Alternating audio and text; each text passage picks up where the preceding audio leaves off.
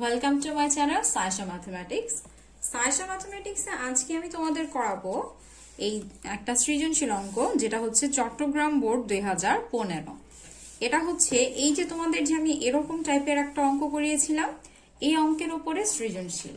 সেটা দেখো এই যে রয়েছে, প্রশ্নটা কি রয়েছে দেখো, কোনো আসল 6 বছরে মুনাফা আসলে 11,000 টাকা হয়। মুনাফা কমা আসলের 3/8 অংশ। এই ধরনের অংশ মানে আমি এটাকে বলি অংশ টাইপের অঙ্ক। এই অংশ টাইপের অঙ্ক তোমাদের এর আগে করানো হয়েছে। যদি প্র্যাকটিস করে থাকো তাহলে অনেক ভালো করে এই অঙ্কটা তাড়াতাড়ি বুঝতে পারবে। চলো তাহলে অঙ্ক শুরু করা যাক।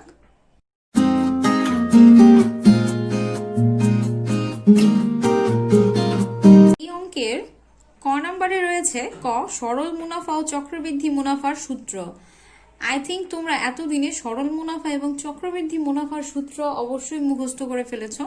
এবার আমরা চলে যাই খ নাম্বার অঙ্কে। খ নাম্বার অঙ্কে হচ্ছে আসল ও মুনাফার হার নির্ণয়। আমরা এই ধরনের অঙ্ক করেছি, এখন আমরা মানে সৃজনশীলের জন্য আরেকবার করছি। যেমন এই ধরনের অঙ্কে আমাদের প্রথমে কি লিখতে হয়, আমরা জানি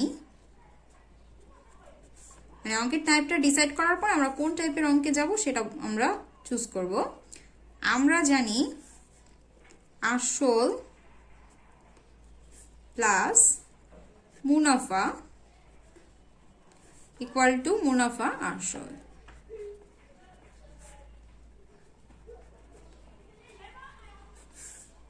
আসল কত তা কিন্তু আমরা জানি না, তাই আসলের জায়গায় আমরা আসল লিখব। কিন্তু মুনাফা কত সেটার একটা আইডিয়া আমাদের দিয়ে দেওয়া হয়েছে। সেটা হচ্ছে এখানে হলো মুনাফা হলো আসলের 3/8 অংশ।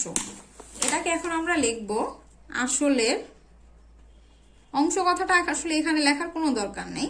3/8 সমান মুনাফা আসল দেয়া ছিল আমাদের অঙ্কে কত টাকা, 11,000 টাকা। এই যে একটা সংখ্যা, এটা দ্বারা এখন আমরা বাদ বাকি যত সংখ্যা আছে বের করতে পারবো। এবার এখানে আর এখানে দুই জায়গায় রয়েছে আসল। যদি আমরা কমন নিই তাহলে কমন যাবে আসল।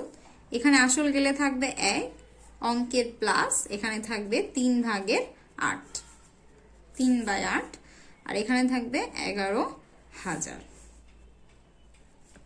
আসল রাখলাম আমরা। এখন এই ব্র্যাকেটের ভিতরে যেটা হবে সেটা হচ্ছে আমাদের লসাগু চলবে। 1 আর 8-এর লসাগু হচ্ছে 8। 1 দ্বারা 8কে ভাগ করলে 8 হয়, 8 দ্বারা 1কে গুণ করলেও 8 হয়।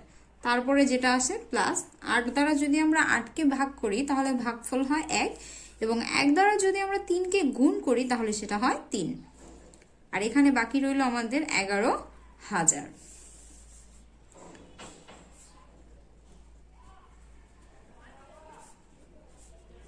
নিচে রইল 8 এবং 3 যোগ করার পরে যেটা দাঁড়ায় 11। এখানে আছে আমাদের 11,000। আচ্ছা, এবার আসল থাকলো গুণ 11। এই নিচের 8 যেহেতু এখানে ভাগ ছিল, সেহেতু সাইড যদি আমি চেঞ্জ করি তাহলে সেটা এই ক্ষেত্রে হয়ে যাবে গুণ। আমরা এটাকে এটা দ্বারা গুণ করলাম।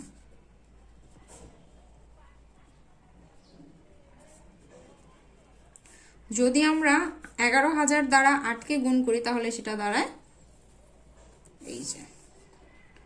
এবার আমরা আসলটা রাখবো এবং 11 কিন্তু এখানে ছিল গুণ, যদি আমরা সাইড চেঞ্জ করি তাহলে সেটা হবে ভাগ। এবার যদি আমরা ভাগ করি তাহলে দাঁড়ায় কত, 8,000 টাকা। দেখো আমাদের অঙ্কে কিন্তু প্রথম যে পার্টটা সেখানে চাওয়া হয়েছে আসল ও তারপরে হচ্ছে মুনাফার হার। আসল কিন্তু আমরা অলরেডি বের করে ফেলেছি, এবার আমরা বের করব যেটা, সেটা হচ্ছে মুনাফার হার। তাহলে আমরা এখানে কি পেয়েছি, এখানে আসল পেয়েছি আমরা p ইকুয়াল টু 8,000।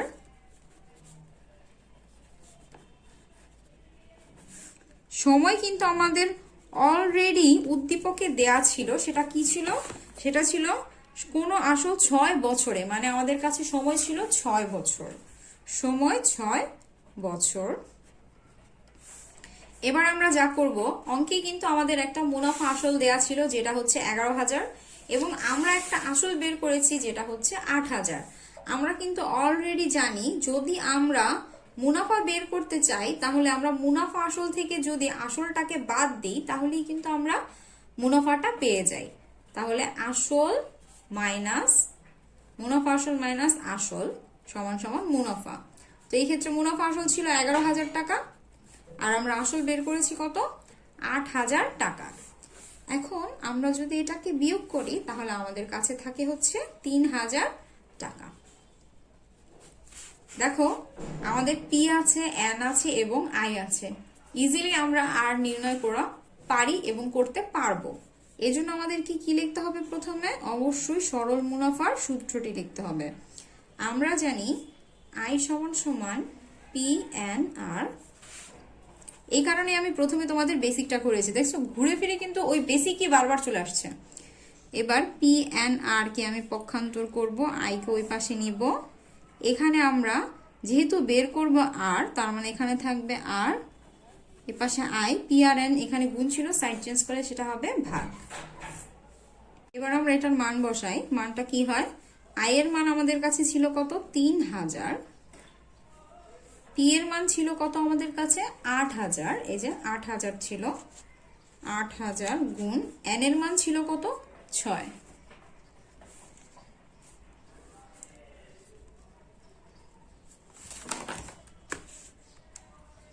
এই 8,000 কে আমরা গুণ করব 6 দ্বারা, 48,000 মানে 40,000 কত 48,000। হ্যাঁ, এবার আমরা যেটা করব উপরে 3 রাখবো, 3,000 ভাগ 48,000 ভাগ করার পর দাঁড়ায় 0.0625। এটা কিন্তু আমরা আর নির্ণয় করেছি। মনে রাখতে হবে আর নির্ণয় করার সময় কিন্তু আমাদেরকে অবশ্যই একটা লাইন বেশি করতে হয়, সেটা হচ্ছে এই যে সংখ্যাটা থাকবে এটাকে আমরা 100 দ্বারা গুণ করব এবং বাইরে অবশ্যই পার্সেন্ট লিখতে হবে। এবার আমরা এই সংখ্যাটিকে 100 দ্বারা গুণ করি, গুণ করার পরে যা দাঁড়ায় সেটা হচ্ছে 6.25, 6.25 আর অবশ্যই এখানে রয়েছে পার্সেন্ট। আমাদের অঙ্কের উত্তর নির্ণয় করা শেষ। এখানে চাওয়া হয়েছিল আসল এবং মুনাফার হার। আসলটি ছিল 8,000 টাকা এবং আমাদের মুনাফার হার নির্ণয় করা হয়েছে, সেটা দাঁড়িয়েছে আমাদের কত 6.25%। তোমরা আরেকবার অঙ্কটি দেখে নিতে পারো। আশা করি অঙ্কটা বুঝতে পেরেছো। আর তোমাদের আরেকটা কথা বলে রাখি, অনেকেই দশমিকের পরে মাত্র 2 ঘর রাখে, সেই ক্ষেত্রে তার অ্যান্সার দাঁড়াবে 6%। এর মানে এই না যে তোমার অঙ্ক রাইট তার অঙ্ক ভুল, তার অঙ্ক রাইট তোমার অঙ্ক ভুল, না। এটা টোটালি ডিপেন্ড করে আসলে তুমি দশমিকের পরে তুমি কত সংখ্যা নিতে চাচ্ছ, এটাতে আর কোনো প্রবলেম নেই। তার অঙ্ক রাইট হবে, তোমার অঙ্ক রাইট হবে। হয়তো তার পরবর্তীতে এটার প্রেক্ষাপটে হয়তো গ নাম্বারের উত্তরটা একটু এদিক সেদিক হতে পারে, এটা হবে। সো তোমাদের এই অঙ্কটা শেষ হলো, চলো আমরা গ নাম্বারে চলে যাই। আমরা চলে আসি এটা গ নাম্বার অঙ্কে। সেটা কি চাওয়া হয়েছে? একই হার মুনাফায়, মানে আমরা খ নাম্বারে যে মুনাফার হারটা পেয়েছি সেটা কত পেয়েছি 6.25%। মুনাফায় 12,000 টাকার 3 বছরের চক্রবৃদ্ধি ও সরল মুনাফার পার্থক্য নির্ণয় করো। দেখো এখানে কিন্তু আমরা 12,000 টাকা মানে অলরেডি পি পাচ্ছি এবং এখানে 3 বছর মানে অলরেডি আমরা এন পাচ্ছি এবং আমরা অবশ্যই একটা আর আগে থেকেই পাইছি। তো এটা আমরা পি এন এবং আর পেয়েছি। তারপরে আমরা এটা কি বের করবো? চক্রবৃদ্ধি ও সরল মুনাফার পার্থক্য। I think it's a very easy অঙ্ক, মানে তোমরা এমনি পারবা। সেটা হচ্ছে তোমরা এইখানে পি এন আর আছে, তোমরা চক্রবৃদ্ধি মুনাফাও পারো, সরল মুনাফাও পারো, সেই দুইটাকে বের করবা এবং পরে পার্থক্য করবা। এর আগের অঙ্কেও মনে হয় গ নাম্বার এটাই ছিল এবং আমি তোমাদেরকে করিয়েছি। আর যাই হোক আমি আরেকবার তোমাদের দেখিয়ে দিচ্ছি। ইউ ক্যান সি যে আমি গ নাম্বারের যে ইনফরমেশন গুলো আছে সেগুলো লিখে নিয়েছি। কি কি? খ হতে পেয়েছি মুনাফার হার আর ইকুয়াল টু 6.25%। পার্সেন্ট মানে 1/100, সেটাকে 1কে 100 দ্বারা ভাগ করলে 0.01 দাঁড়ায়। 0.01কে 6.25 দ্বারা গুণ করলে দাঁড়ায় 0.0625। এই প্রসেসটা করে ফেলবে। এখানেই দেওয়া আছে মূলধন, আমাদের দেওয়া ছিল কিন্তু অ্যাকচুয়ালি মূলধন দেওয়া ছিল 12,000 টাকা এবং সময় দেওয়া ছিল 3 বছর। সেটাকে আমি লিখেছি মূলধন পি সমান 12,000 টাকা এবং সময় এন সমান 3 বছর। অঙ্কে চাওয়া হয়েছে চক্রবৃদ্ধি মুনাফা এবং সরল মুনাফার মধ্যে পার্থক্য। আমরা জানি চক্রবৃদ্ধি মুনাফা কত।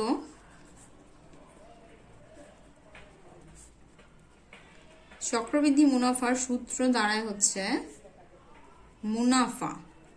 মুনাফার সূত্র দাঁড়ায় সি মাইনাস পি। সি সমান হচ্ছে P into 1 plus R power N minus A P. P এর মান আছে এখানে কত আমাদের 12,000। 1 প্লাস আর এর মান আমরা জানি 0.0625 এবং এন এর মান দেওয়া আছে আমাদের 3 মাইনাস, খেয়াল রাখতে হবে এখানে কিন্তু আরেকটা পি রয়েছে আর পি এর মান হচ্ছে 12,000। এবার আমরা ক্যালকুলেশনটা শুরু করি।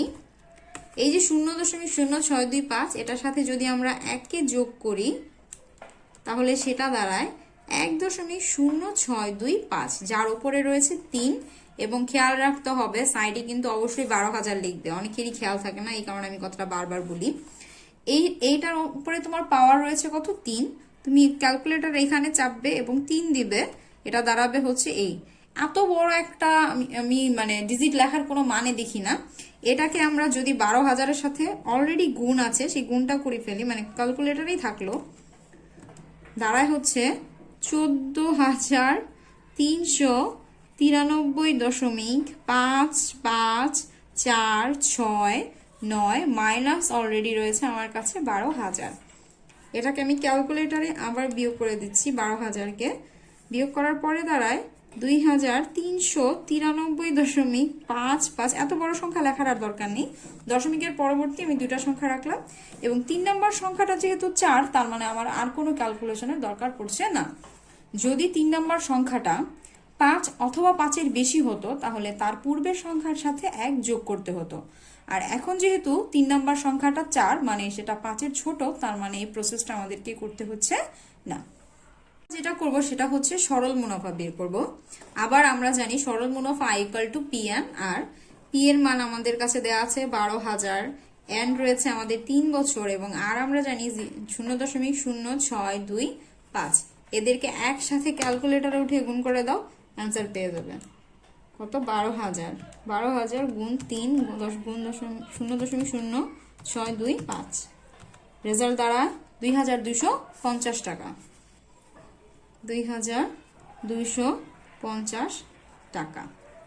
এবার নির্ণয় করতে বলা হয়েছে এদের পার্থক্য নির্ণয় করার সময় আমরা কি লিখবো, আমি আগেই বলেছিলাম আরেকবার যে পার্থক্য নির্ণয় করার সময় আগে চক্রবৃদ্ধি মুনাফাটা লিখতে হয়, কারণ হচ্ছে সরল মুনাফা থেকে অবশ্যই চক্রবৃদ্ধি মুনাফা সবসময়ই বড় থাকে। চক্রবৃদ্ধি মুনাফা মাইনাস সরল মুনাফা। চক্রবৃদ্ধি মুনাফায় রয়েছে কত আমাদের 2,393.55 মাইনাস সরল মুনাফা আমরা পেয়েছি 2,250 টাকা। এবার এটাকে মাইনাস করে দিই, তো 2,393.55 মাইনাস 2,250, এটা করলে দাঁড়ায় হচ্ছে আমাদের কত 143.55 টাকা। 143.55 টাকা। দশমিকের পরের সংখ্যাগুলিকে কিন্তু ইন্ডিভিজুয়ালি উচ্চারণ করতে হয়। এটাই আমাদের অ্যান্সার। আশা করি তোমরা অঙ্কগুলো বুঝতে পেরেছো, অঙ্কটা বুঝতে পেরেছো। আর যদি না বুঝতে পারো তাহলে সেটাও আমাকে তোমরা জানিও যে আপু অঙ্ক বুঝতে পারিনি, তোমাদের যে মানে যা মত আছে সেটা তোমরা বলতে পারো। আবার কোন অঙ্ক করতে হবে সেটাও তোমরা আমাকে বলতে পারো, আমি তোমাদেরকে ওইভাবে অঙ্ক করানোর চেষ্টা করব। ধন্যবাদ। আর আমার মনে হয় তোমরা যদি অঙ্কগুলোকে স্টেপ বাই স্টেপ ফলো করো, এই চ্যাপ্টারের চেয়ে সহজ চ্যাপ্টার তোমার ক্লাস 8-এ আর মনে হবে না। আর আমার ধারণা ক্লাস 8-এর অ্যাকচুয়ালি সব চ্যাপ্টারই অনেক সহজ হয়। ধন্যবাদ। তোমরা বাসায় অঙ্ক প্র্যাকটিস করতে থেকো।